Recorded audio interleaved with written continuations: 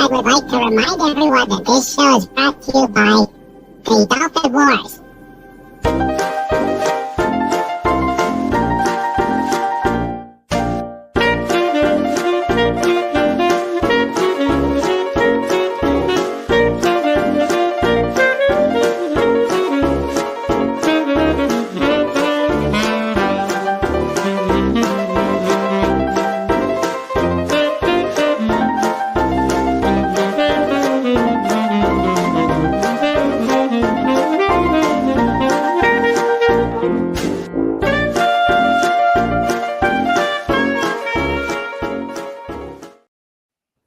Good evening, everybody. I am Raymond, author of the Dolphin Wars book series and ruler of the best pod on YouTube. On this remembrance of Pearl Harbor Day, I have a special guest. His name is Michael Donahue, and he is a Civil War and World War II reenactor. He was going to talk to us about World War II and reenacting, and he's going to have a lot of good conversation. Before we get going, please let us turn our thoughts to those who did die on that, who were killed on that day of infamy, and also remember all those who who passed and served in order to keep us, to keep the world safe. That was 80 plus years ago.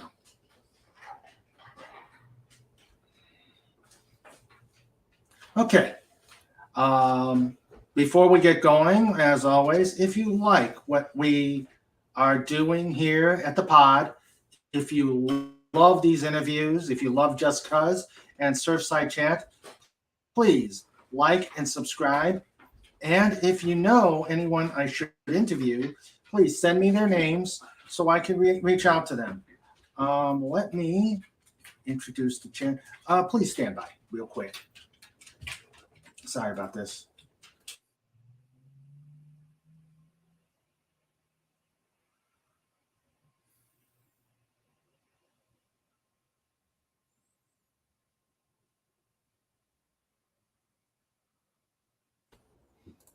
Sorry about that slight glitch here. John Rendell says Sandra sighting. Sandra's my producer. Okay, so let us welcome the chat. First off, my wrench team supreme. We have John Rendell.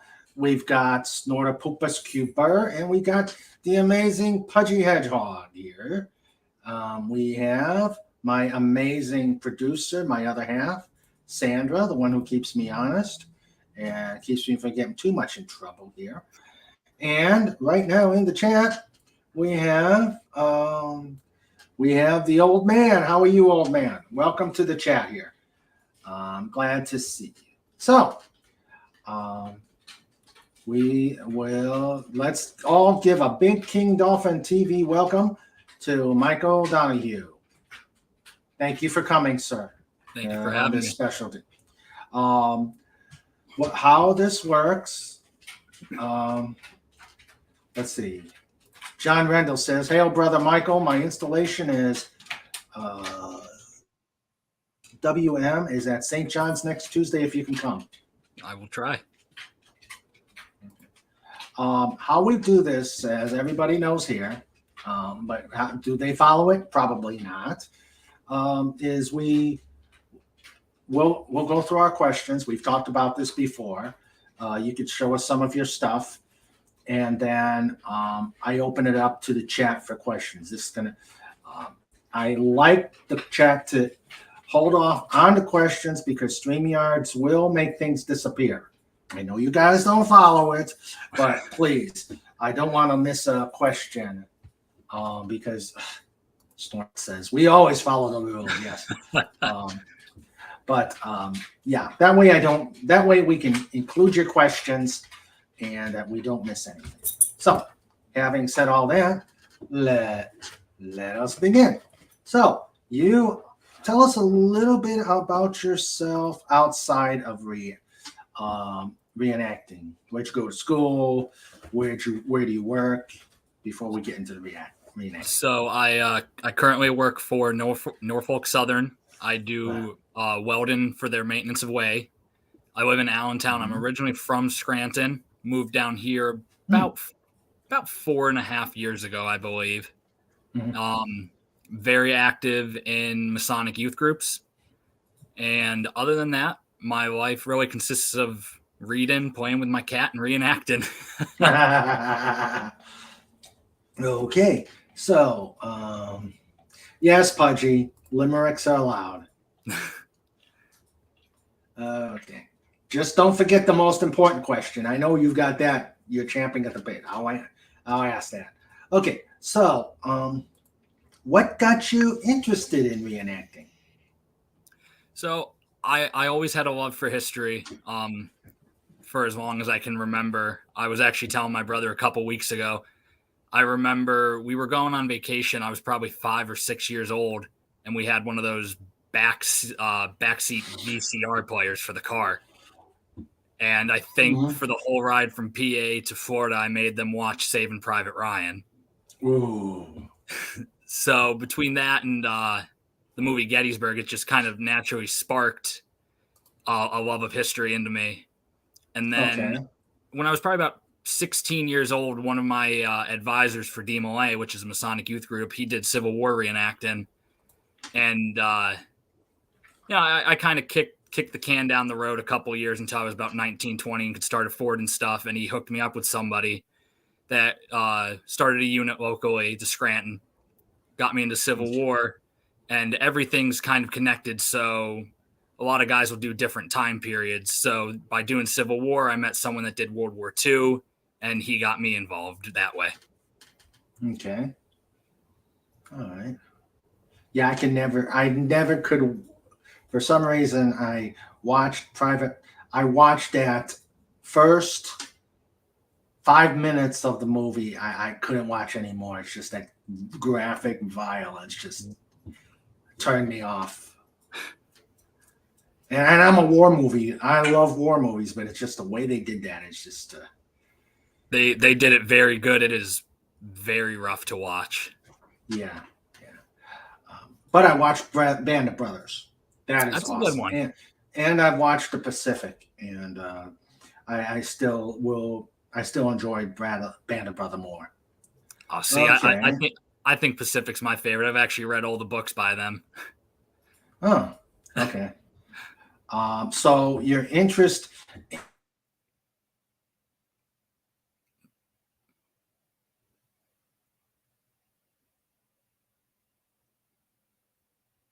outgrowth of your Civil War reenacting? I'm sorry, my internet froze. Could you repeat that? Yeah, mine did too. Oh, okay. Typical. My question is, what got you interested in World War II was a logical outgrowth of the Civil War. Yeah, just mostly talking to other guys that did it. It sounded, I don't want to say more fun. I guess interesting would be the way to put it, especially since there's still World War II vets around. And then my grandfather served, but I didn't know, unfortunately, before he passed, I didn't know a lot about his service history. So I figured while there's still vets around, I can get into this, get into the community, start talking to them, learning more about it. Okay. Yeah, World War II was one of my areas as well, but I never really found a reenacting group, and two, just time becomes a constraint that there's only so much time you can do. So I'm really impressed that you could do it. Did you, real quick on the Civil War stuff, which battlefields did you do in reenactments at? I've done Gettysburg is probably the biggest one I've done. Okay. Other than that, I've done Newmarket down in Virginia. Mm-hmm. And other than that, just small little local events. One down here in Whitehall. There was one in Chamonix outside Philadelphia that they used to do. Those were normally the ones I did. Okay. And then I've done living histories on at Gettysburg several times. Okay. All right. And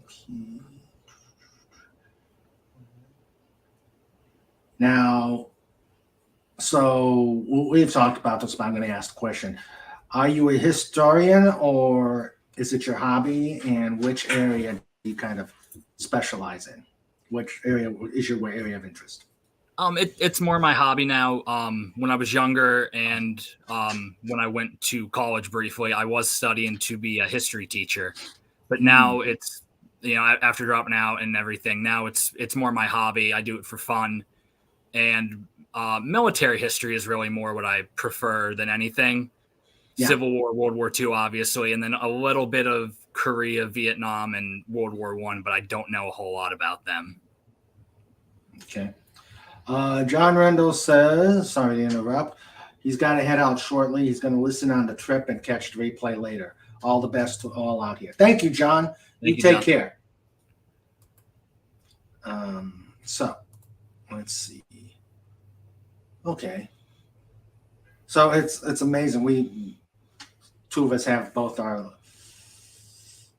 likes. I like military history. I tend to focus toward the World War II, and whenever the wind blows me, it's like, okay, what am I studying? What am I interested in today? Oh, I'll do the Eastern Front. Oh, I'll maybe do the Pacific. Oh, I'll study World War I. It's like I bounce around all the time, but the theme is the same. That's exactly how I am. For a while I read books all about the European theater, and then suddenly I was like, well, let's learn about the Marines, and now that fell into the defense of the Philippines, and then now I'm reading about the Alamo Scouts. So I kind of just like you, I jump all over, but it's overall World War II.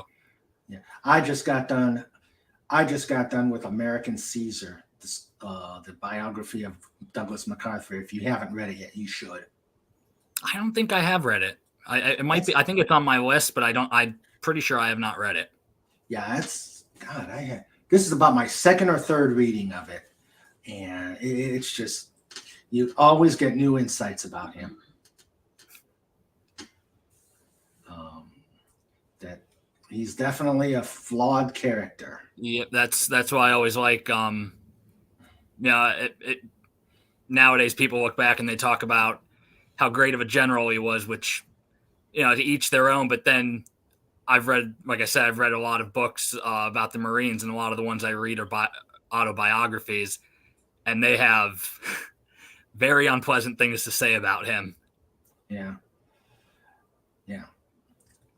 And this says, yeah, he was a great general, but his troops didn't like him. Yep. Yeah. So, but if you should get that one, that's a good book to read. Okay, I think. Let's see. I'm going to ask this question before we go into the where. These two questions, I'm going to kind of switch around here. I got a lot of questions. I'm just trying to get a better flow.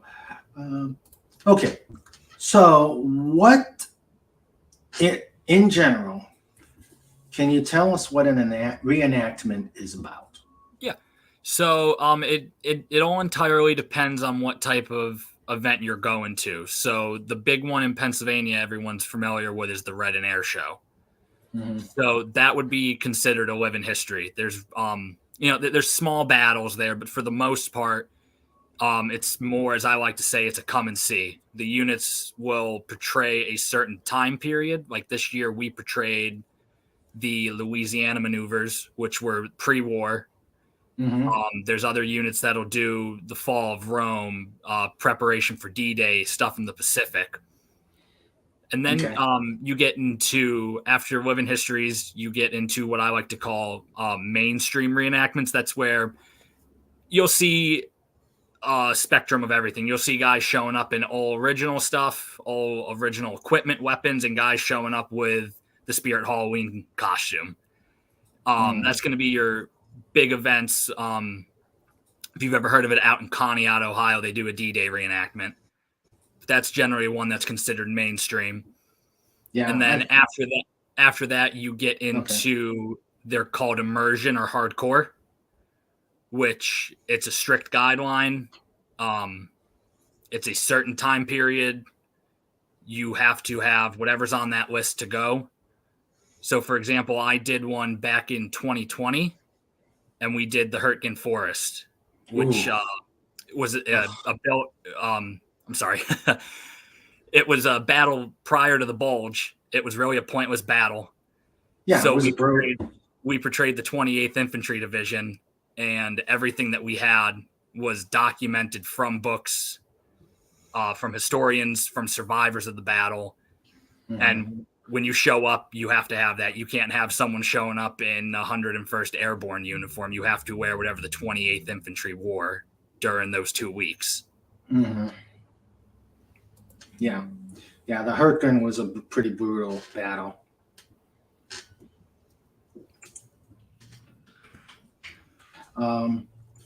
So are there, other than the periods, are there differences between the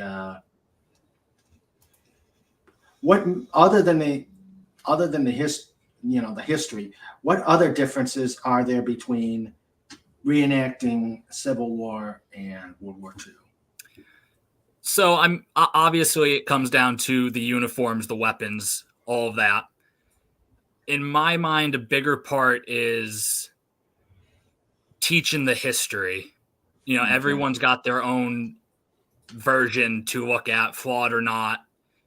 So I feel like my job as a reenactor is to teach the best of my knowledge. Now that might not be right, that might not be wrong, and I'll be the first to tell people, do more research on your own. Mm-hmm. But really, I feel like what comes down to is just the overall history of everything. I can tell you for sure, Civil War, I feel like, is a lot more strenuous, just both due to obviously political climates, and then also on top of that, the weapons, the uniforms, the basics of what we wear. It's heavy wool. Yeah. I tried getting a garb for that. I have a cavalry hat, and what else did I get? I couldn't find a jacket. I have the rank. I've got a cavalry insignia, but just the expense was just like, oh my God. It's very expensive, and I've been in for 10 years.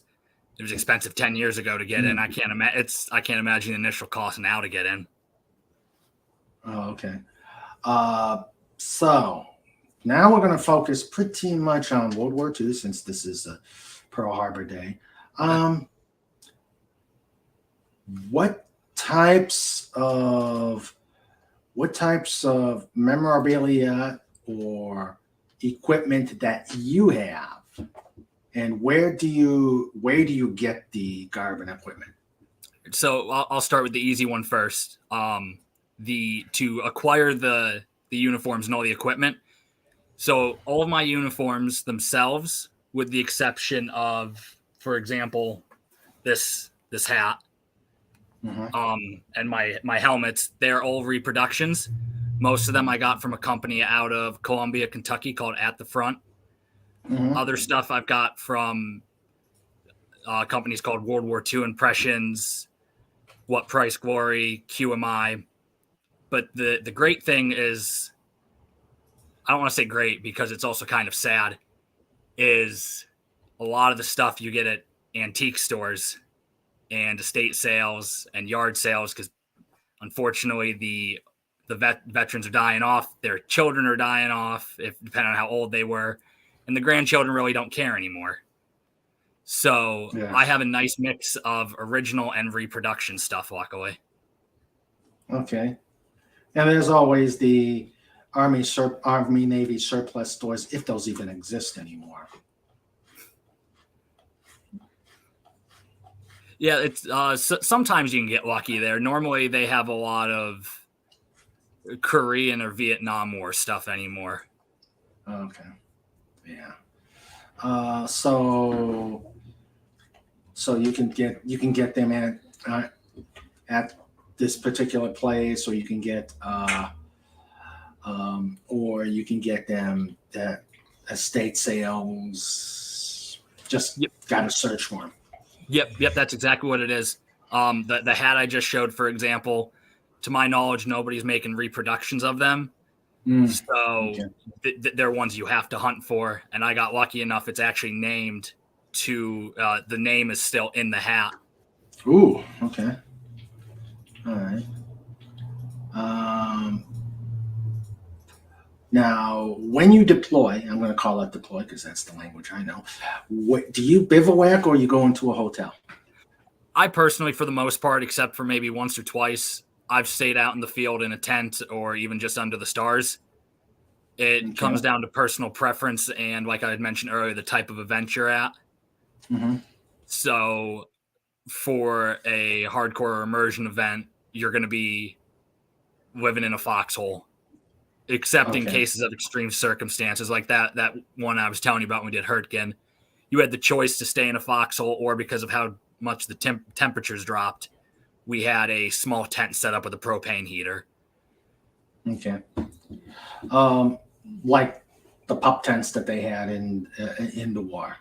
Yep, that's what I've used that before. I've slept right underneath the stars before. Funny how the war movies, they never show tents. They're always showing people in the holes. Yeah. I guess that's what they did. I've slept in a hole once, and it was cold and miserable. Now, okay, now we're talking about holes, foxholes. Yes. Obviously, you're doing these at parks or something like that. Are they allowing you to dig up on? I would assume the property owners would kind of frown on people digging up foxholes. Generally, they don't mind as long as we fill them back in and we don't make a mess. Okay. Or are they already pre-dug before you even get there? Yeah, like the one Civil War reenactment I used to do that's right up the road from me, they do trench warfare and they're pre-dug. They don't have to fill them back in. But then I believe it was also in 2020, we did an event, small little private event. We did the breakout from the Anzio beachhead. We dug foxholes and the gentleman just asked us to dig them, to fill them back in so he didn't fall into them with his lawnmower. Yeah, that would not be a good thing. Okay.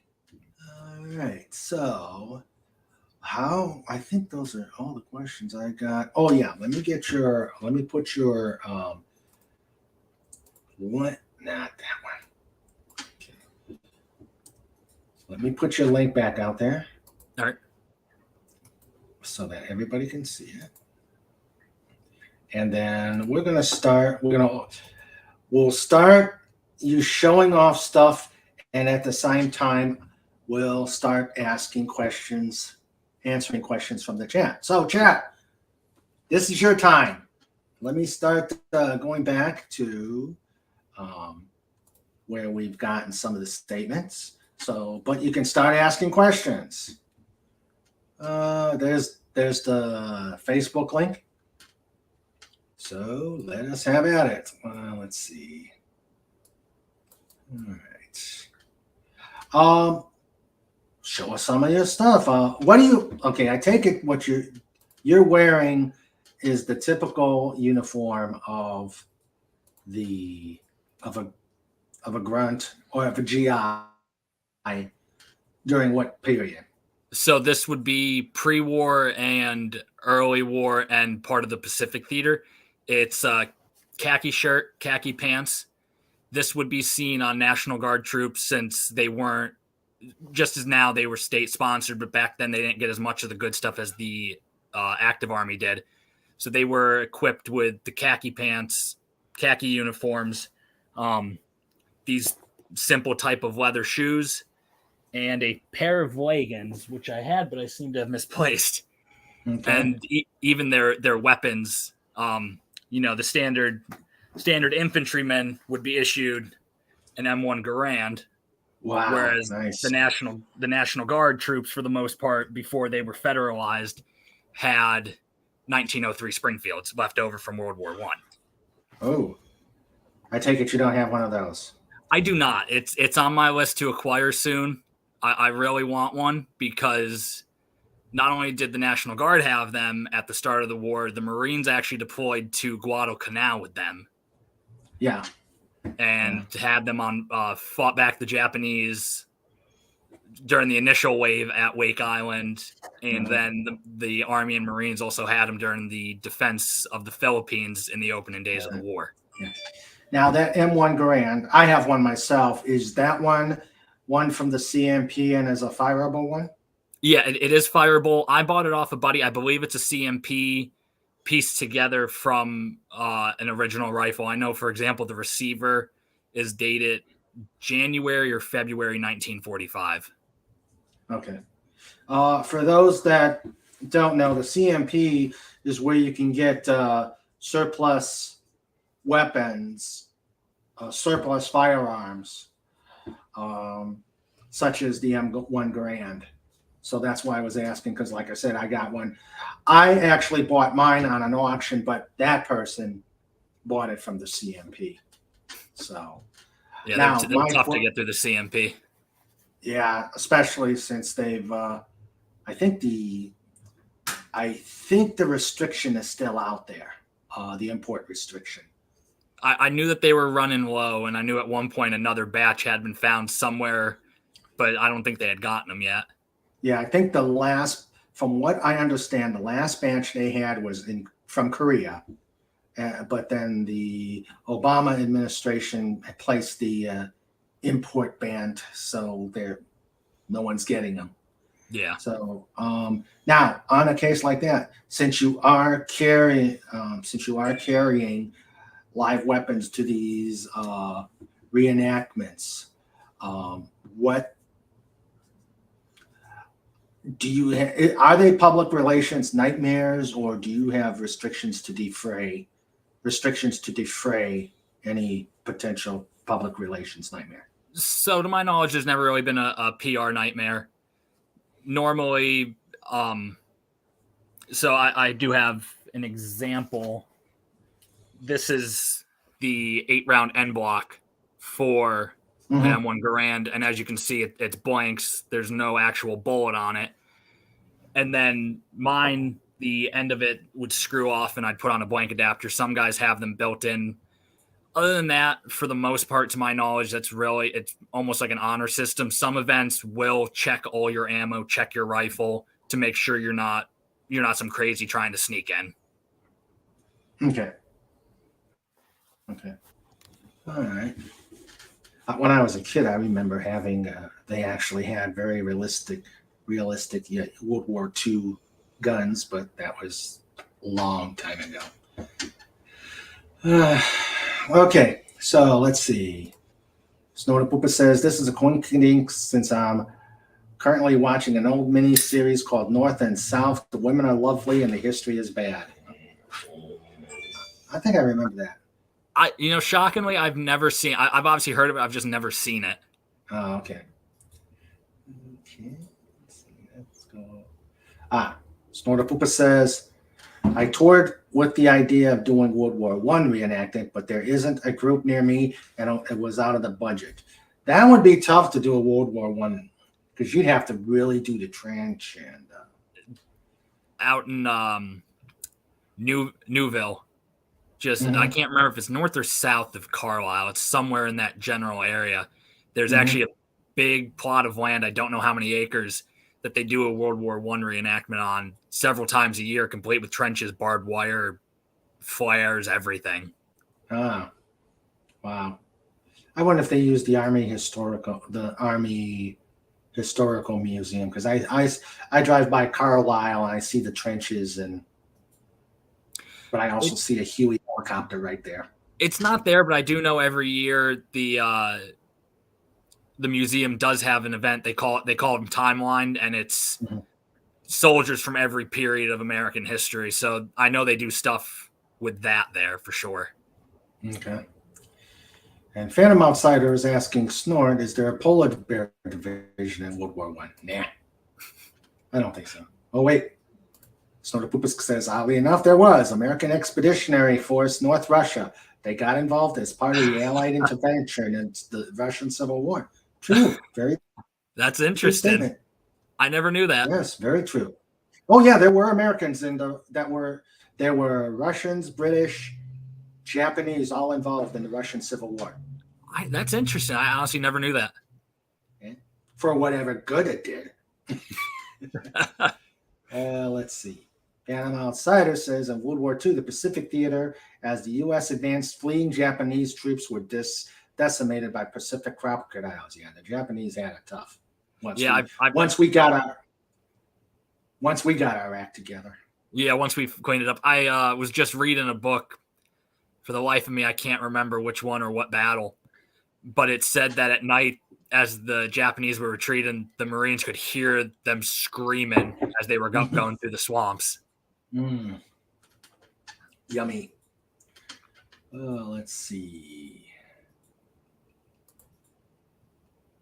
Old man says, I have a bookcase full of World War II, same for Civil War. Yeah, you should see mine. You should see mine. Mine are scattered all over. I'll tell you what, Kindle is becoming a wonderful thing when you don't have room for books. What is old man asking? Ever meet or see a 7-foot tall SS man?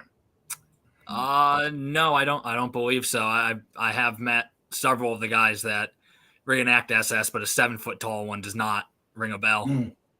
Okay. A friend of mine tried to get me to join a Civil War artillery reenactment unit, but I think he just wanted me to use me to tote a cannon. And Pudgy Hedgehog says, poor Sandra, if she did the Civil War reenactment, she'd have to wear the Victorian lady stuff. Pudgy heard they used crowbar and tensioner. And Sandra's worn Renaissance clothes. The corseting was quite tight. Let's see.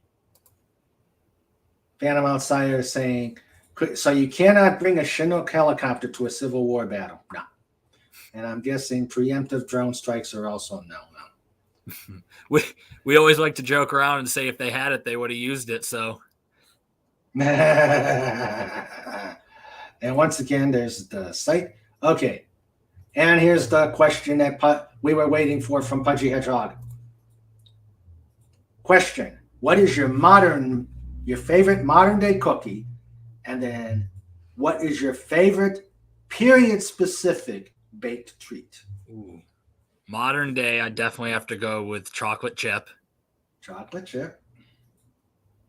That'd probably be my favorite period specific one too. I really haven't had enough knowledge with them. Normally, I eat K rations. So I'd probably also have to go with the chocolate chip cookie there too. They made them at that time, or how do they feed you at the? That's a good question, because we're always talking food here at King Dolphin TV. How do they feed you at these things? So it all depends. At the Red and Air show, for example, I believe it's Saturday night dinner. Part of our dues that we pay for the year goes towards a dinner. Other than that, it's fend for your own. I'm doing one next month that part of the money is going towards food. But then when I did the Hurtgen event, I bought K rations. They have those still available? There's a gentleman out of North or South Carolina that he makes reproductions. Oh, okay. Yep. So the one I have here is the dinner. It's they had early, mid, and late war. I believe really the big difference is whether the box was waxed or not to keep it dry. This is a dinner one, which I believe had a can of chicken and then biscuits, graham crackers, package of caramels, some bouillon powder, sugar, chewing gum, 4 unfiltered cigarettes, toilet paper, can opener, matches. No Tabasco sauce? Nope, no Tabasco sauce, unfortunately, which would be nice. Yeah, darn. Darn. Let's see. Old man says, okay, evidently he knows a 7-foot tall SS man. Okay. Snorter Poopus asks, so what was the largest World War II reenactment you ever attended? So the Red and Air show would definitely be the largest. But if we're going to talk about battle-wise, definitely the Hurricane event I did back in 2020. I believe there were close to about 100 between U.S. and German forces. Okay. And we also had a tank rolling on us on that one. Have you traveled outside of the local area to like other reenactments? Because I would think Texas would have something like that, or Louisiana. I haven't. Other people have, like I mentioned, out in Ohio, they do the big D-Day one. I believe there's normally a big one out around Missouri, I think. I believe it's out around Fort Leonard Wood. They used to do one. I know the big one that used to be in PA that unfortunately the last one was the year before I joined was at Fort Indian Town Gap. They used to do a Battle of the Bulge reenactment. Ooh, nice. Let's see. Old man says they brought in a slick. I fixed the gap for them. And he says, all I ever got was a sea rat. Okay. I'm not sure what you mean, Phantom Outsider, what about pemmican?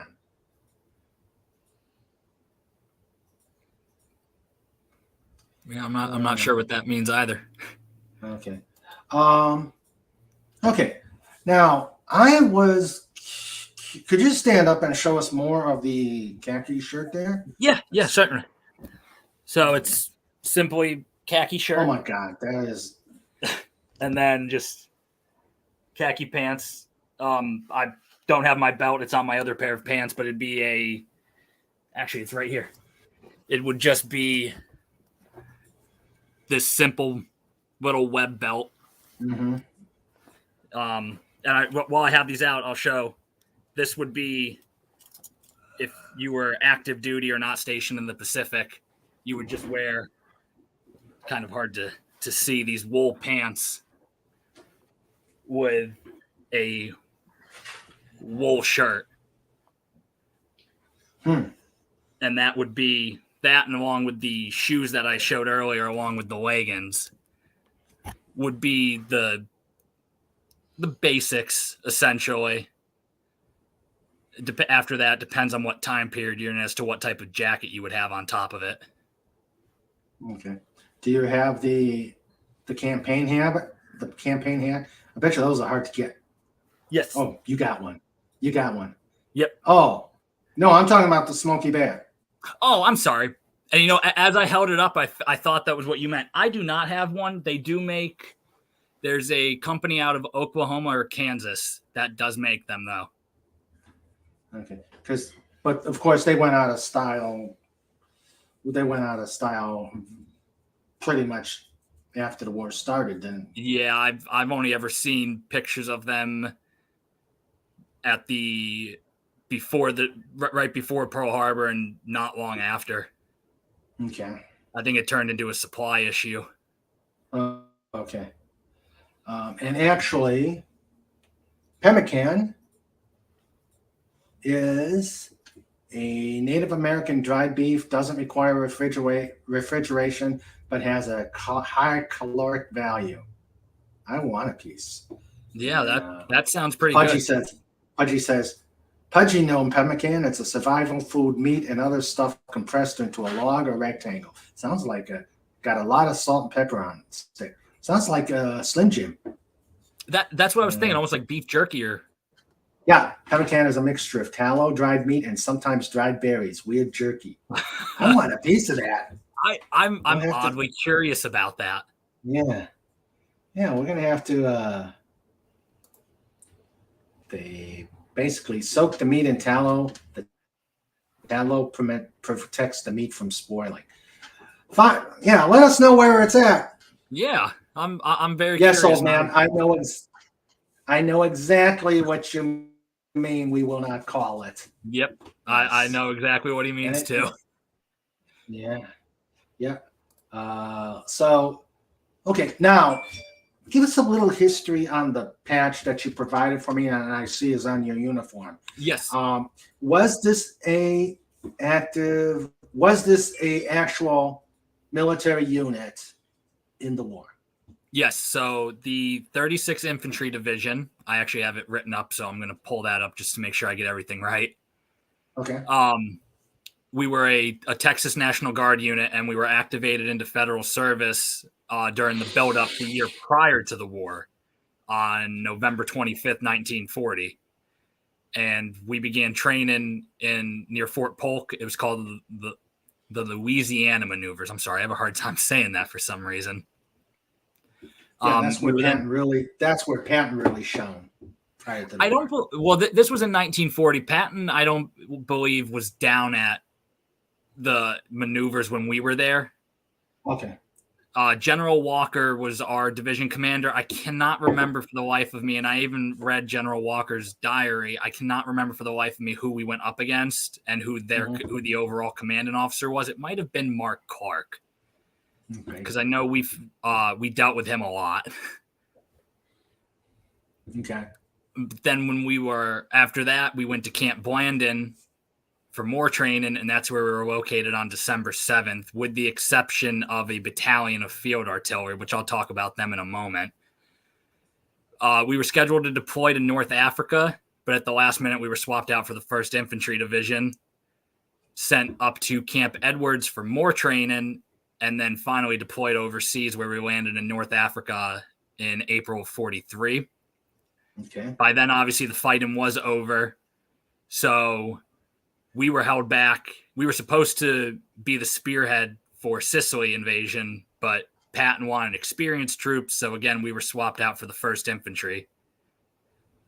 And finally, our first true trial by combat, we were the spearhead for the invasion of Italy, landed in the Gulf of Salerno, and we became the first American combat division to land on mainland Europe. We fought at Salerno, Mount Lungo, San Pietro, and we made a name for ourselves at the Rapido River, which the 141st and the 143rd Infantry Regiments of the division were nearly wiped out in a failed operation to try to divert German troops away from the 45th beachhead up at Anzio. And essentially, it wasn't a very wide river, but the banks on each side were so steep, and there was no clear, and I believe it was over 100 yards on either way, that when the troops came out of the tree line, it was immediately under fire by German artillery, which obviously is extremely accurate and deadly. And due to the winter storms, the river was flooded, so any troops that landed in the water in their combat gear they either drowned or washed downstream. After Rapido, we were rushed up to Anzio and landed there on May 25th, rushed towards Rome, and we were the first division to enter Rome on June 1st, which was just a side note because by the time it hit papers, D-Day had occurred. That was the big headline news. Yeah. And go ahead. Sorry. We were finally pulled off the line, re-equipped, and in August of 1945, we were the spearhead into southern France during Operation Dragoon. We fought through southern France. I'm sorry, I'm trying to find it in my notes. Across France into the Vosges Mountains. We did not participate in the Bulge or the Ardennes offensive. We were too busy keeping the Germans in the Colmar pocket, which is in the Alsace region. And the fighting was so fierce in the pocket that it's reported that at times field artillery was firing open sights and point blank into attacking Germans. Finally, on March 1945, we moved on the Danube River, and the National Redoubt at Kunzlau, which was a supposed last line of defense, although it ended up not being real. It was just German propaganda. It was essentially said that a small division of dedicated SS soldiers. Okay, can you hear me? Yes, sorry.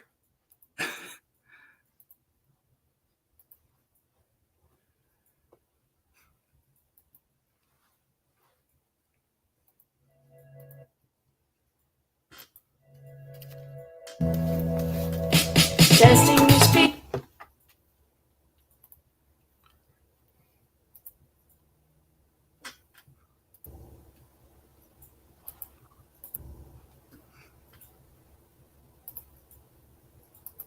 Can you hear me okay? Yes. Yes, you interrupted him. I can't hear him.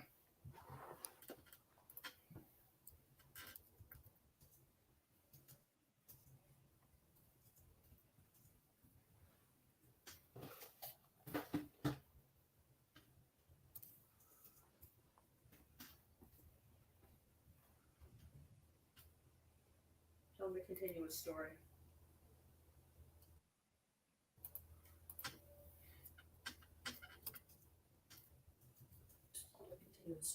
Yeah. Go ahead and continue the story. I'm going to do a reboot. Okay. So the National Redoubt was where a dedicated division of SS could essentially hold out as long as they were supplied. It's unknown if it was real. It was never approved by Hitler, and it might have just been propaganda by Goebbels to influence which way the Allied troops shifted.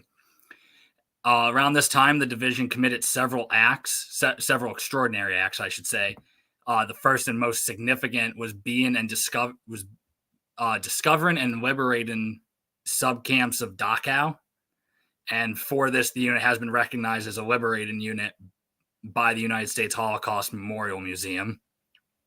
Their next act was to send one of the division's infantry regiments as reinforcements for the Battle of Castle Itter, which is where German and U.S. troops fought side by side against Waffen-SS troops. And then finally, the division accepted the surrenders of both Field Marshal Göring, commander of the Luftwaffe, and Field Marshal von Rundstedt, the commander of all German army forces on the Western Front. They finally returned home after some occupation duty in December of 1945. They spent over 400 days in combat, costing them a total of 27,343 casualties. They took 56,000 prisoners, and they had 14 Medal of Honors awarded in the division. And then what I had mentioned about the field artillery unit was they were called the Lost Battalion. They were the 2nd Battalion, 131st Field Artillery Regiment. And they sailed from San Francisco with orders for the Philippines on November 21st, 1941. They were out at sea, obviously, on December 7th or December 8th, depending on which side of the date line they were on when the Japanese attacked Pearl Harbor. And the convoy was rerouted to Brisbane. They were there through Christmas, and they sailed again on January 11th to the island of Java. And they were the only ground force to defend the only U.S. ground force in the Dutch East Indies to help oppose the Japanese. They distinguished themselves fighting alongside Australian, English, and Dutch soldiers. But ultimately, obviously, as anyone that has read World War II history knows, the Japanese just steamrolled over every island that put up a defense in the early days. And the 3 men were killed, and another 21 had been transferred to different units. So I'm not sure in my notes. I couldn't find where, if they stayed in Australia, if they were just moved around or what. But they were captured. All but E Battery was sent to work on the Chinese-Burma Railway, which, if you've ever seen a bridge over the River Kwai, that's the bridge that's the railway they were building. When the railway was done, they were sent to Japan to work in shipyards and coal mines, which is where Battery E already was. And nobody knew where these men were until October of 44, when an American submarine sunk a Japanese transport that was unmarked, saying it had POWs, which the Japanese constantly did, hoping that it would let the ship sail safely because the Americans wouldn't want to take the risk. But the survivors of that ship sinking told the crew who they were, and they finally discovered what happened with these men that had just disappeared, essentially. Wow. Sorry about that. My microphone went. My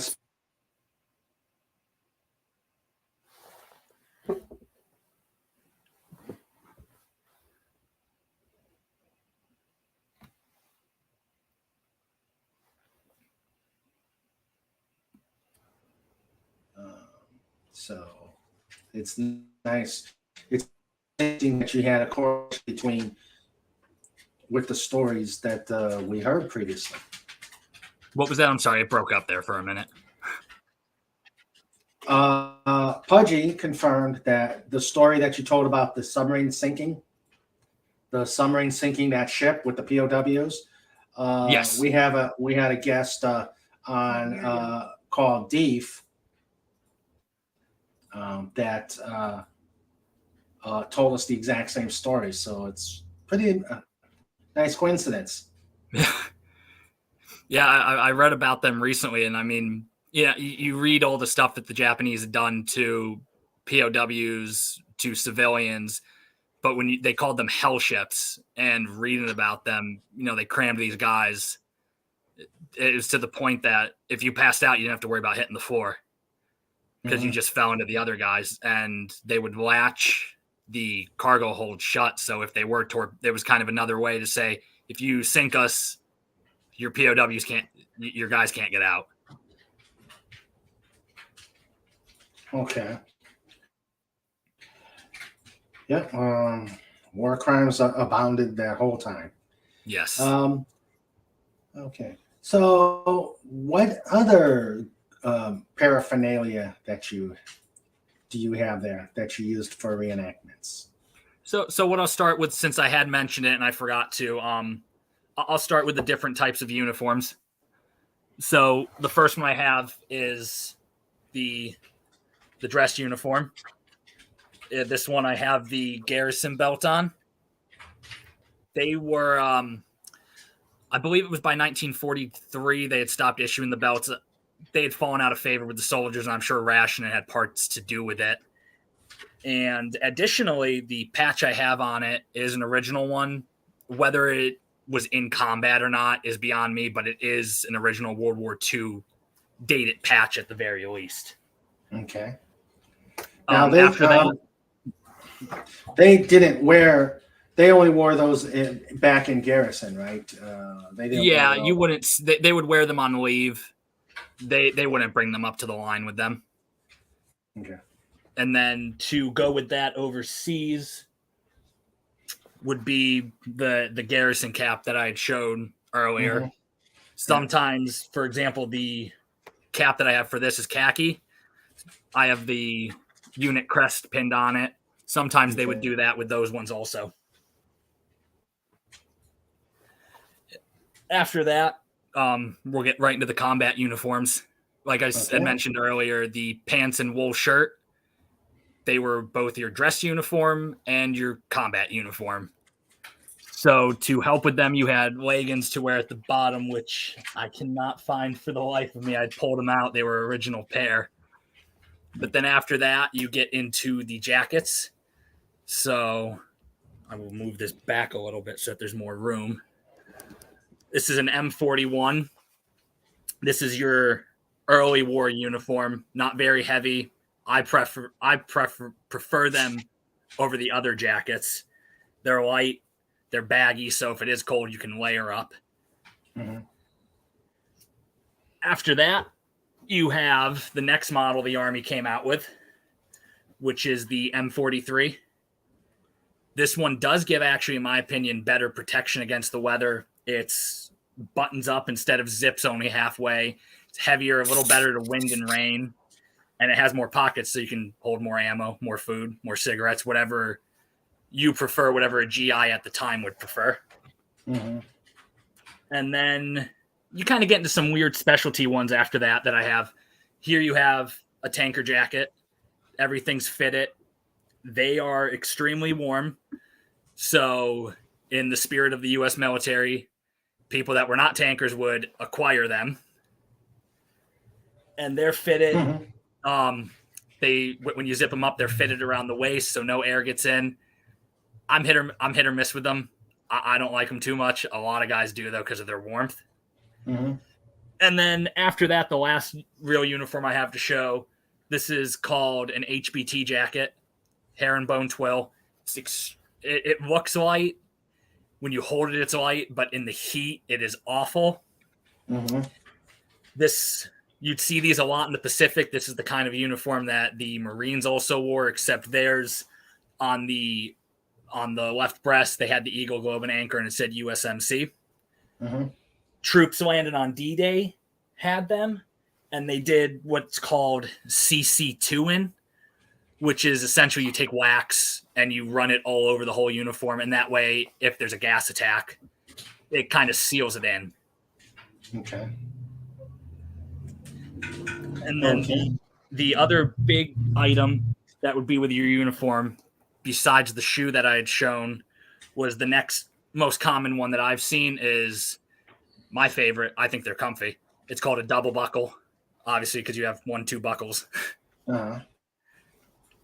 And other than that, the footwear and uniforms, they changed several times during the war, but for the bulk of it, without getting into Marines, Airborne, Air Force, that's generally what the Army itself wore. Okay.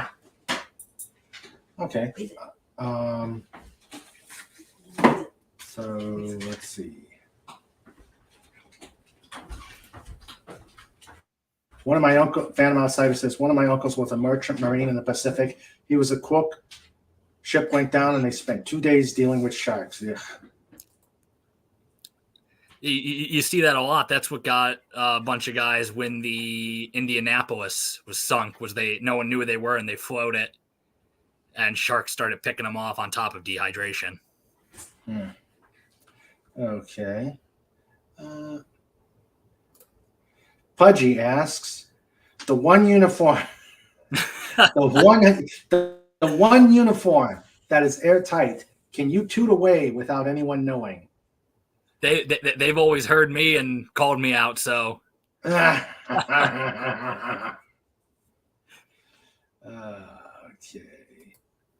And Snort says, you don't need a parachute to skydive. You just need a parachute if you want to skydive twice. Yeah. That's why I don't do airborne. Who would jump out of a perfectly good airplane? I agree with you totally. Anybody who's a pilot would agree with you totally. Now, what about the combat headgear? Sure. So at the start of the war, the 36th other National Guard troops, I'm not sure about active duty Army at the time, but the Marines also, they had the doughboy holdovers from World War I. The doughboy hat. They had a Kelly helmet. I think there's a little bit of difference between these ones and what they were issued in the trenches of France in 1918, but I'm not a helmet expert, so I don't know. Mm-hmm. Eventually, they switched over though, and they got the one that everyone knows. Mm-hmm. This one is original. I'm not sure. It could be World War II or Korean era just because of what it is. It's called a front seam swivel bail. I'm sorry. And right there's a little seam from the welds. And the term swivel bail comes from these little hooks that swivel. Mm-hmm. And what it was when they started making these helmets, what you can do is you can pop out this liner. Mm-hmm. Yeah. They realized guys were popping the liners out. They would use them to dig, cook, shave, go to the bathroom in. But the big one was they would flip them upside down and sit on them. Well, if this doesn't swivel, you put weight on it, it's going to break. Now you've got a useless helmet. Yeah. So they ended up switching over to these. And I believe there's also rear seam swivel bales. And again, I'm not a helmet expert. Like I know guys that I could hand this to them, they'd say who made it, when it was made, and everything. So I'm not sure exactly if there's a big integrity difference between a rear seam and a front seam. Okay. Yeah, I remember that from one of my days in the Air Force. That's what we wore. And I was shocked. I always thought that the chin straps hanging down was just a Hollywood thing, but I was actually told that if you were too close and you had the chin straps around, the force of an artillery shell too close could actually cause the helmet to jerk back and snap your neck. Oh. So that's why if you noticed, I'm not sure if I turned it around enough, I have my chin strap wrapped around the back. Okay.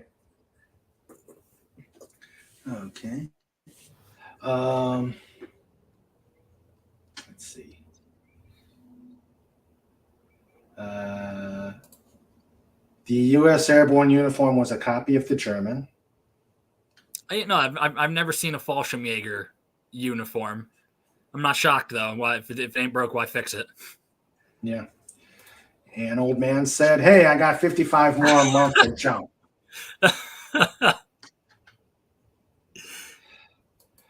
Sandra said, "That's the type of helmet I had in basic." Yeah, that's the type of helmet I wore in my combat when we did exercises too. And it could pull your head right off if too tight. Yeah. Yep. So that's what it was that they would talk about then. Okay. So do you have like the combat wed belt with the ammo bags and canteen that's up to that? Yep. And I had it right behind me, ready to go. So this time I didn't have to dig for it. Okay. I have it set up essentially just for a quick combat patrol. There's no bayonet attached to it. I have it attached to my pack, which if they were going out for 3 days, it really depend on if a GI would actually carry it out with them. But so this is the belt for a rifleman with an M1 Garand. Mm-hmm. It has 10 of these little flaps. Yeah, could you raise it just above because your name is like, yeah. Yeah, I'm not used to the camera either. So it's got 10 of these flaps. Mm-hmm. And then inside would be, just like I had shown earlier, 8 rounds of an end block. So you get 80 rounds right on your waist. Plus, depending on how long you're going out for, this one's not full, but some guys would carry just this little piece of cloth called a bandolier, and it has 6 slots for additional ammo. And some guys would carry, I've seen a picture of a guy, I think he had 3 or 4 on, so that gave him anywhere between 24 and 32 more end blocks of ammunition, so almost another 200 rounds.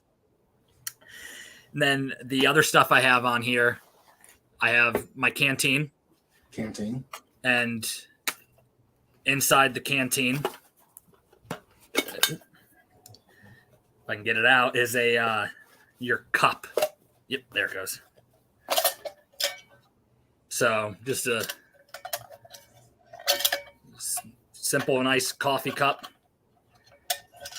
And this canteen and cup actually are original. Mm-hmm.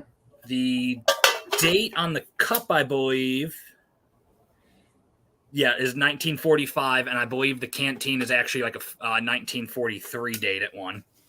Okay. And the other item on here is this little medical pouch. It's called a Carlisle pouch.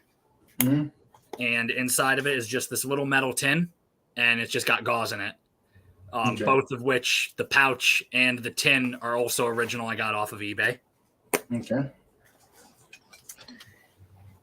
And then, like I had said, depending on how long you were out for, Some men would use a simple 10-inch bayonet,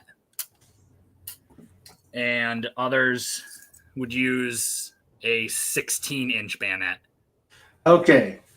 I've read Willie and Joe, and my favorite joke from them is, this can opener fits on this rifle, or did you know this can opener fits on the rifle? And it's a bayonet. Did the bayonet serve Did the bayonet serve the purpose outside of the Hollywood movies when they went out into the field?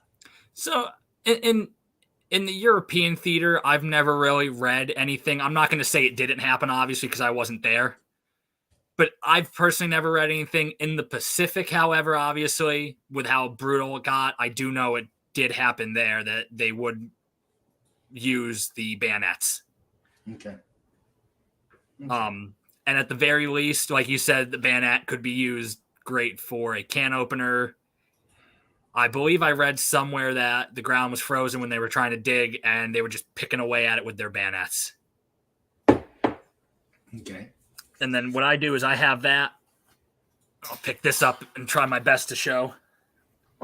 I have it mounted on the side of this pouch. Okay. Which is a 1928 haversack. And if you're going out for more than, a day of patrol, that's generally what you would have, that or a roll. Mine's set up. I have a T-handle shovel, raincoat, a blanket. And if you're going out longer, you would put rations, changes of clothes. You would try to shove ammo in there if you could. Mm-hmm. I see it had a machete. That was the bayonet on the side. Oh, okay. Yep. They would mount it on the side for long marches so that it wasn't poking them in the leg. Oh, okay. Let's see. Oh, Pudgy asks, does the bandolier also hold pretzel rods? I wish. Yeah, I bet you they never tested it, Pudgy. Sandra had said she had those in basic and in Girl Scouts. Yeah, I had the web belt. I had the web belt in basic. And she still may have hers in her mom's attic. Okay. I don't like them. If I can get away with them. Yeah. It was a pain wearing those canteens in the back during marching. But of course, in Texas, you needed it. Yeah. I don't know what you mean by the Gauss Phantom Outsider. Snorter Poopa says, an old World War II ground pounder once told me they loved it when they can replace the 3/4 boots and leggings with the 2 buckle boots. Yeah, that's they obviously, you being a veteran, your feet start to hurt after a while. Oh yeah. So they always found ways to change the boots up. Mm-hmm. And the double buckles that I'd shown earlier, guys ended up hating the buckles, so they literally were just cutting off right here. Mm. And they called them a type 3 because the other ones were type 2s. I like them. I just hate the leggings, so I prefer those double buckles. Hello, Comic Relief Crusader. How are you, my friend? Let's see. Phantom Outsider says, in World War II, most guys also wanted to fit Raider Hayworth in the back.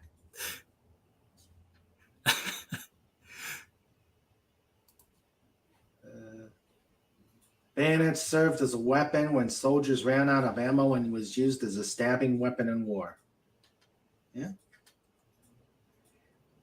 Let's see. Okay, Sandra confirmed that it was the canteen.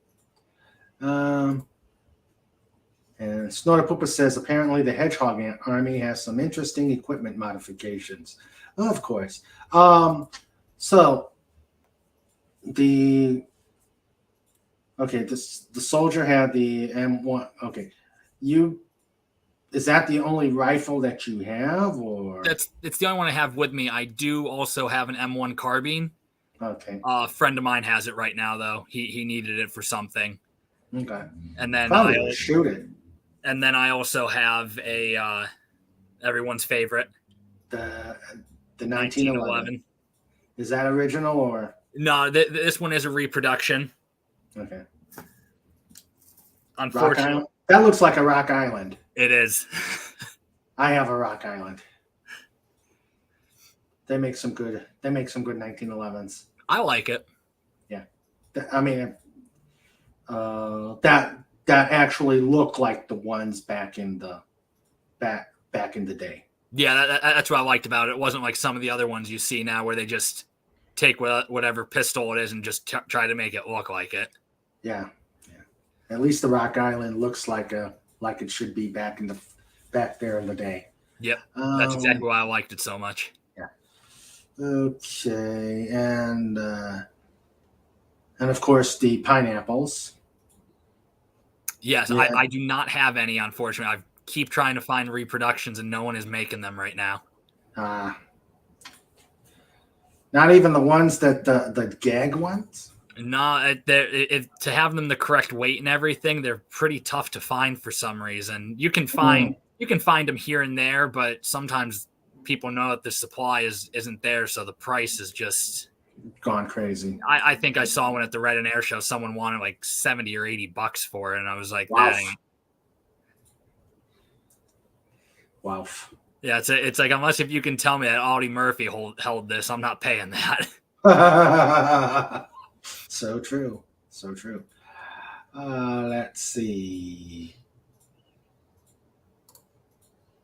Hello, the remade 12. Welcome. And he asks, where did a regular hide their hooch? So I actually have a flask from the according to the seller, it's from the 40s. It hid in their Foot Locker. When they were out on patrol, they would, if they found their favorite that you read a lot about was French wine. For the most part, it seems like they try to keep that stuff hidden. Of course, you're going to get in trouble. Yeah. I mean, that one fits perfectly in my back pocket. I do know that much. Oh, okay. You don't go out into the field drinking that. No, of course not. Let's see. Welcome to, I'm probably massacring the name, the remade 12. Yeah, that's one of my buddies. So, okay, welcome. Please subscribe. Please hit the like button. Snorted Poopa's asked, did Rita Hayworth count as field actions? I'm sure there were a lot that probably wanted. I'm sure there's guys that wish she was. Phantom Outsider says, I'd consider her an essential. Let's see. The Hedgehogs play the long game. They pelt the enemy with pretzel rods and then wait till they get high blood pressure. Let's see. Snort says, a genuine original Mark II grenade only used once, $100. Okay. So in essence, it takes a lot to outfit a reenactor. Yeah, and any of them. That's not even getting down to the nitty gritty of some stuff. Like I have a pile next to me. I got so intense at one point. I found this is an original soap tin. And inside is a original, but it is a reproduction that they would have. Nice. Like I said, the good thing, at least, I hate using the word good because it's not good as to why it's all out on the market, but it's cheap enough that if you want to do it right, yeah, it's going to be expensive, but it's not really going to break the bank, essentially. Yeah. Like, I think this cost me $5 on eBay. Mm-hmm. And the thing is, especially now, it's now 80 years since Pearl Harbor, 81 years since Pearl Harbor. The veterans, the warriors that fought it are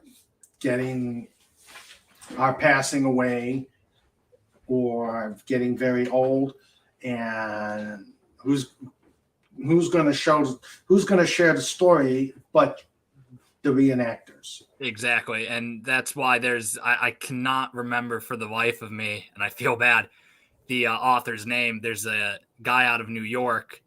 He has a book series called Things Our Fathers Saw. And all he does is he walks into their house with a recorder, he puts it down, and they talk. And then he transcribes it into a book. Okay. Good. Glad they're showing, sharing the stories. Let's see. Now, when you reenact, do you have are the tactics replicated, or is it just you're walking around in a patrol and you don't meet anybody? So it all depends on what type of event you're at. So obviously, if you're out at that D-Day event, it's going to be hit the beach, gunfire, you're expected. But one of the coolest things I ever had happen was when I did that Hurricane Forest event.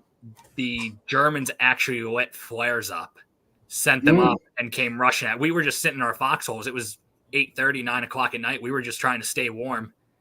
And one of the scariest things, I'll admit, you're not expecting it. You see that go up, and you just see all this movement in the woods. But then that same event the next day, me and 3 or 4 other guys, I went out leading a combat patrol. We didn't find anything, so we just went back to our foxholes. So you will have engagements with German reenactors. Yes. Okay, and I think that actually led to a question way back when that we didn't see. That was during the outage. Let's see. Is it hard in today's climate to find the people to reenact the Germans? No, not really. Most of the German units that I know of, at least, they do a great job at keeping any neo-Nazis out. They already know that they're going to be under a lot of scrutiny. So the last thing they need is someone coming in thinking that they're really trying to worship Hitler, basically. So I'm not going to say. I'm trying to think how to word this. There are some units out there I know that. Sorry, go ahead. This is the question. Is there a large crossover of people who reenact Confederates in the Civil War and those who portray Germans in World War II, World War I, and World War II enactments? So, continue. Not that I know of. It seems like a lot of people that do World War II German get their start by doing World War II US. And essentially it comes down to, I want to broaden my horizons. So, for example, when I started reenacting, I did the 143rd Pennsylvania for the Union for the Civil War. I wanted to learn more, so I got into Confederate reenacting. I do both sides. You get to learn more. So I think that's what you really see. But again, I haven't seen a big crossover of World War II German and Confederate Civil War. I think most of that is due to age. You see a lot more older guys in Civil War than in World War II. Okay. Now, when you have the Germans, are they pretty much just like the normal Wehrmacht, or do you get some SS? Normally, it depends. I've gone up against SS and normal Wehrmacht. But like I was saying, the SS, if it's an SS unit, they are very careful about what they do. So, for example, I believe it's the 2nd SS. That is a unit that is off limits. You will not see them at an event. I believe that's the unit that was camp guards. So you will not see people portray them. Another one, I can't remember the number, but it's called Derlinger's Brigade. And it was an SS unit made up of prisoners, rapists, murderers. They were essentially cannon fodder on the Eastern Front, but they were so awful that the SS High Command told them to calm down. So like that's another unit you will not see. The SS is very careful about what they do. Okay. Plus, I'm sure they don't have the unit that participated in the Malmedy massacre and the Bulge. Correct. So, yeah. Okay.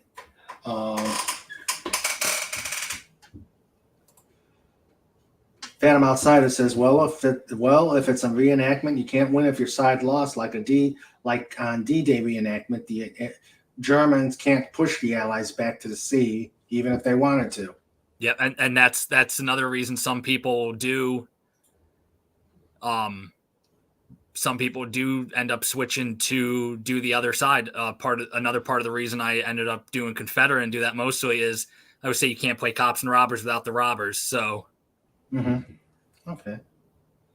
All right. Okay. Anything else that you want to show us? I mean, the other big thing I guess that I have would be, thankfully they never had to get used. The gas masks were another. I don't have an original gas mask, but however, just to show the changes, just like with the uniforms, the weapons, everything during the war, this is an early war gas mask. Very small. This is original. Mm-hmm.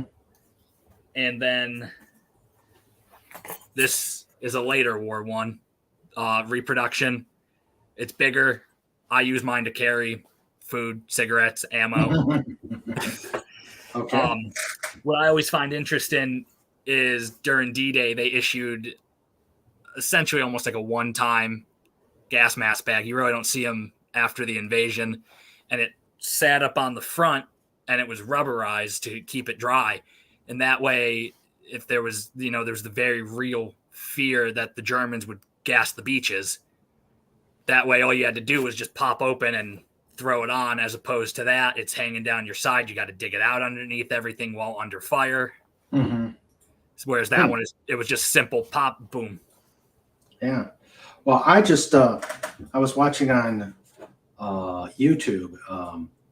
There's a very good series. I don't know if you watch it on World War II by Time Ghost, narrated by Indy Neidell. I don't even think I've heard of that one. I'll have to it's really good. Well, they do World War II day by day, and this past week they talked about a German airstrike on an Italian port that caused a U.S. ship with mustard gas to explode, and it killed quite a few soldiers and Italian civilians. Oh, wow. I never knew about that one. I always knew that there was kind of a fear of it in the Pacific, too. The Japanese, I know, in China were practicing. Oh, yeah, they were. Yeah, they were. Not only gas, but biological. Yeah, their big one was they would, I'm trying to remember because I was just watching something, but they would basically expose them to bubonic plague. They would like airburst fleas over them and see what would happen. Yeah. Let's see. If one of my wrenches could find the World War II, I can find it, and I'll put the post out there. Pudgy says, Pudgy watched movie where guy said Germans attacked Pearl Harbor. That doesn't sound right. No, that doesn't sound right. And Snorter Pooper says, years ago, I talked to a guy who ran a reenactor shop in Pennsylvania who said a lot of the German reenactors just like the prettier uniforms.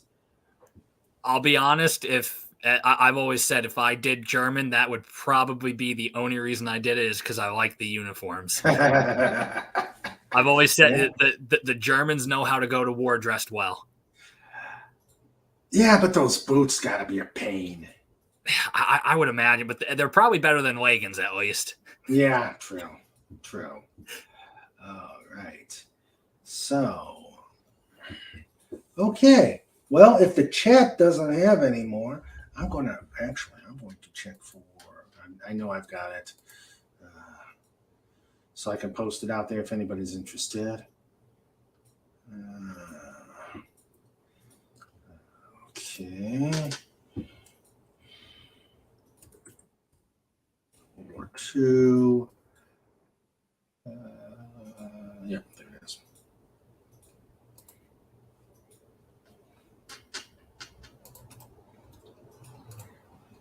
If anybody wants the real good day-by-day series on World War II, please go to... No, Pudgy, it's not. Not yet. Patience. If anybody wants to check out a really good day-by-day news documentary on World War II, where they go through day by day, that's the site you want to go to. The only thing is, and I asked them, why did they do this? And never got a good answer, is they started the war a year early. They started in 1940? No. They,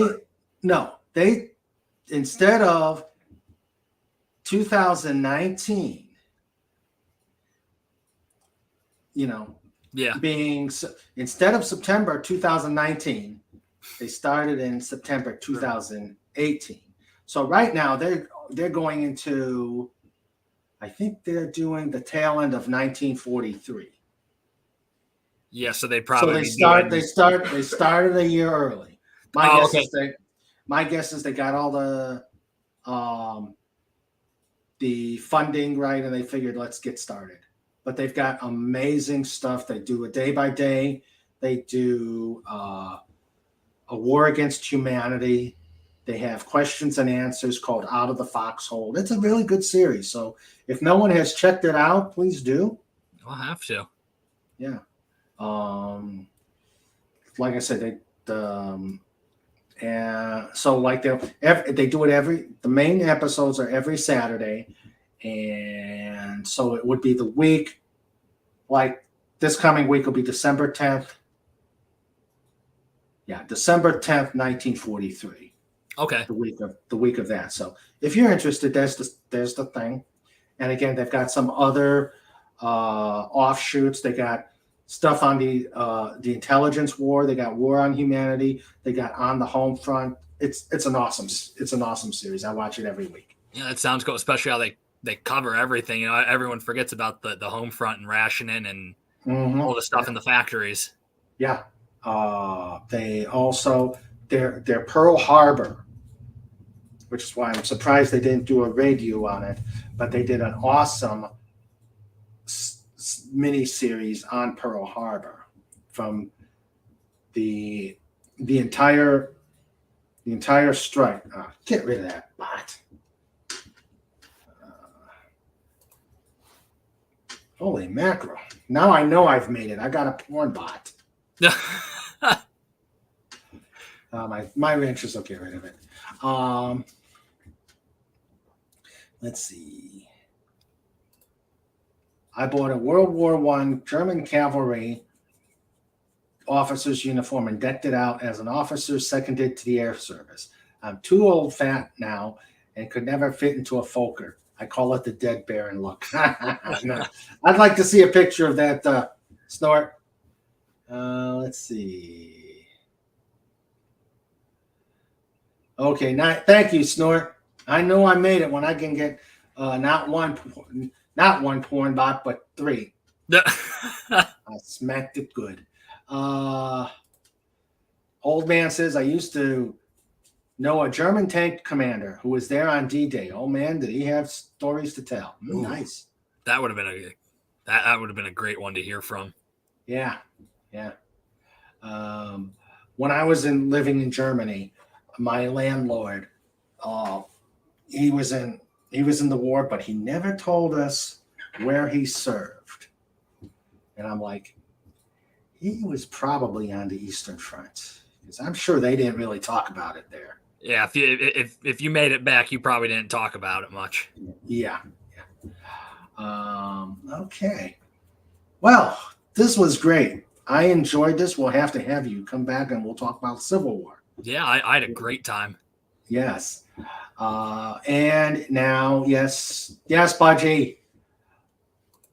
Pudgy Hedgehog is headed to Carnegie Hall for his live performance of Show Notes. So unless there's any more questions, and feel free to add questions on while I am doing Show Notes. Let us go with Show Notes. Oh, and let me also put back the link. Oh man. Let's see. Can you put it back in the private chat? Yeah, the Facebook link from earlier? Yeah, certainly. Okay, well, I'll get Show Notes. There you go. Oh, and I guess one thing I'll show off real quick, since a lot of people don't know about these, and I always forget about it. And it's something it's something very personal to me. You know, everyone sees in the movies them walking around the KIA GI and they rip the dog tags off. Mm-hmm. What a lot of guys had, and people don't realize, is just a nifty little ID bracelet. Oh. And so like this one's my grandfather's, and it has his name, his Army serial number, and I believe it was the date he reported for basic training, I believe. Not that he shipped out. Because he was drafted Christmas Eve 1943, and this is dated February 1st of 44. So I think it was when he shipped out for basic. Oh, okay. Wow. But yeah, most people, I always forget about it because it's so small. But a lot of guys. So they actually have those bracelets? You know, from what I can tell, they were issued, but there was kind of some leeway in what they were. You could get one personalized too.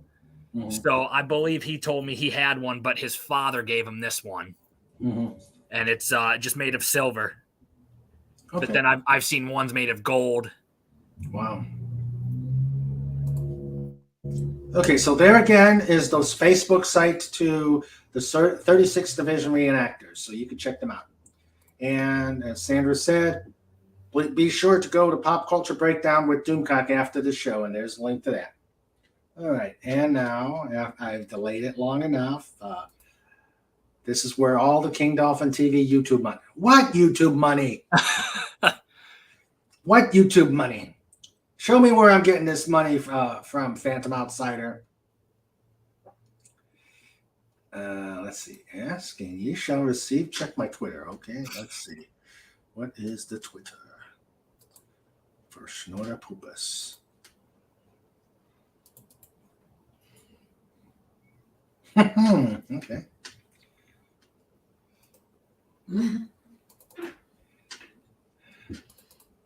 All right. Okay, let's see here a moment. Snorta Poopus and his World War I.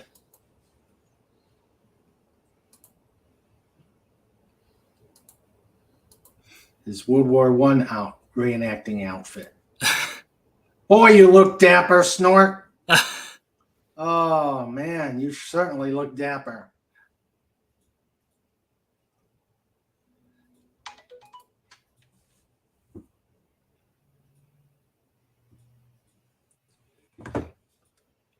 Change display. Okay. All right. So you don't get the money. It all goes to renting out Carnegie Hall for show notes. All right. I have delayed long enough. It's time for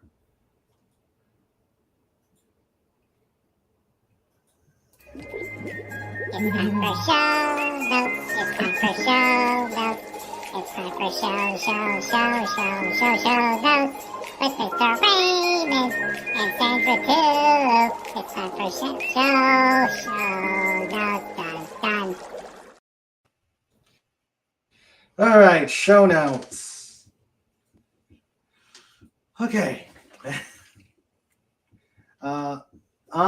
This coming Saturday, on Just Cause, it's going to be Viking Day. So Vikings is going to be our theme. I don't have a Viking helmet. I guess I'll have to just go as Death Metal Dolphin. On the 14th, a week from today, we're going to have Brick Plania. He does military modeling using Legos, and that's some pretty cool stuff. On the 17th, I will be the guest on Brandon, the anime guy. We'll be talking about Gundam. On the 21st, 2 weeks from today, Grace Saley Key is going to have her new release, and we'll be talking about it. I love new book writers, or I love when people do new releases here on King Dolphin TV. And then on December 28th, Kamaiman Miller, a musician will be coming on, and we'll be talking then. And every Saturday, in December and January and whenever, unless I have a Saturday event, we will be having Just Cause. The things where anything happens, and usually does, and we have cookies. So that is show notes. No, I'm not putting it out again. No. Snowda Poopa says the rubber human suit joins the Air Force. Pudgy likes Mr. Michael. Hope he comes back again. Oh yes, I hope you do come back. I haven't had a good time. We'll have to talk some more about reenacting. Yeah, I definitely had a great time.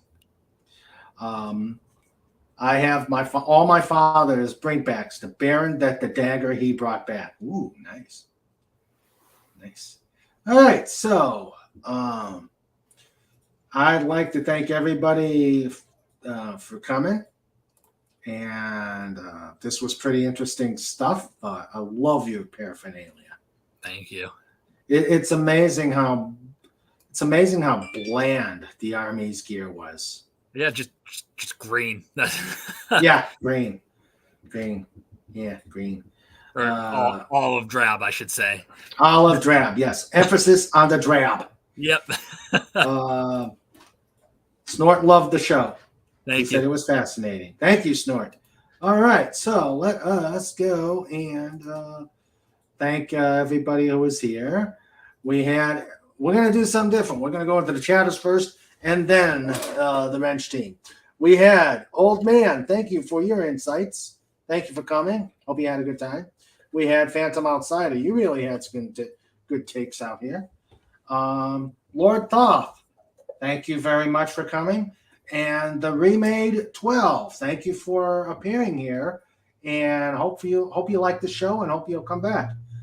And then we had the producer and our wrench wench, Sandra. Thank you very much. You helped me through those technical glitches and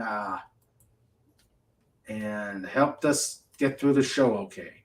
And then there were the wrenches. We had John Rendell here for a bit. We had Pudgy Hedgehog. Of course, he had to get the cookie question in. Cookie questions are good. And finally, who could forget himself? Snort Poopas! Uber.com. Good show. Snort Poopas does say memorabilia is a good thing. Oh, yes. Oh, I love memorabilia. And Old Man says OD. It's OD. Yeah, it's drab. And Old Man says it's a great show. Yes. Well, again, Mike, thank you for coming. Thank you for taking time out of your busy day to come on and talk to us about reenacting. And thank you for having me. I had a great time. Thank you. And I think we obviously we had a great time too. All right, everybody. You all have a good night. Be safe, be well, and we will see you Saturday for Viking Day. Let's continue to make waves on King Dolphin TV. Good night.